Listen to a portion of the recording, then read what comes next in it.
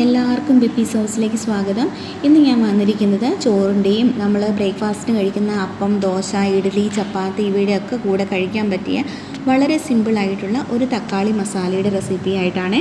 അതുണ്ടാക്കാനായിട്ട് ആദ്യം തന്നെ ഒരു പാൻ ചൂടായി കഴിയുമ്പം കുറച്ച് എണ്ണ ഒഴിച്ചു കൊടുക്കുക. എണ്ണ ചൂടായി കഴിയുമ്പം കുറച്ച് കടുകിട്ട് പൊട്ടിക്കാവേ. എന്നിട്ട് ഒരു 5-6 അല്ലി വെളുത്തുള്ളിയും ഒരു ചെറിയ കഷ്ണം ഇഞ്ചിയും ചെറുതായിട്ട് അരിഞ്ഞിട്ട് കൊടുത്ത് വഴറ്റിയെടുക്കാം.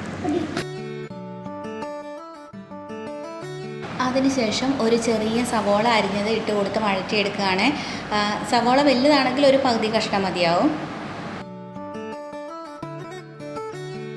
1 ടീസ്പൂൺ ഉപ്പ് കൂടി ഇട്ടിട്ട് വഴറ്റി കൊടുക്കുക. അപ്പോൾ പെട്ടെന്ന് സവോള ഒന്ന് വഴന്ന് കിട്ടിക്കോളുമല്ലോ. തീ ഒരു ലോ ഫ്ലെയിമിൽ ഇടുവാണെങ്കിൽ ഒന്ന് മൂടി വെച്ചിട്ട് ഇടയ്ക്കിടയ്ക്ക് ഇളക്കി കൊടുക്കാം. ഹൈ ഫ്ലെയിമിലാണെങ്കിൽ കൈവിടാതെ ഇളക്കി കൊടുക്കണം, അല്ലെങ്കിൽ അടി പിടിക്കും കേട്ടോ.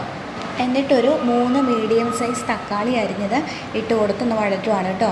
തക്കാളി പെട്ടെന്ന് വഴന്ന് കിട്ടാനായിട്ട് ആദ്യം ഹൈ ഫ്ലെയിമിലിട്ടിട്ട് നല്ല പോലെ ഒന്ന് ഇളക്കി കൊടുത്തിട്ട് പിന്നെ ലോ ഫ്ലെയിമിലേക്ക് മാറ്റി വെച്ചിട്ട് മൂടി വെച്ചിട്ട് ഒരു 5 മിനിറ്റ് നേരത്തിന് കുക്ക് ചെയ്തെടുക്കാം.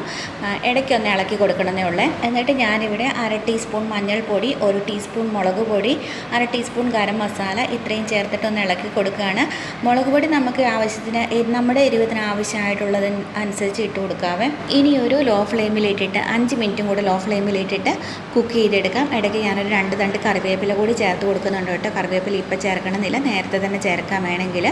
എന്നിട്ട് 5 മിനിറ്റ് കഴിയുമ്പം ഓഫ് ചെയ്തെടുക്കാം. ഉപ്പ് ഉണ്ടോ എന്ന് നോക്കണം, കുറവാണെന്നുണ്ടെങ്കിൽ കുറച്ചുകൂടെ ഇട്ട് കൊടുക്കണം കേട്ടോ.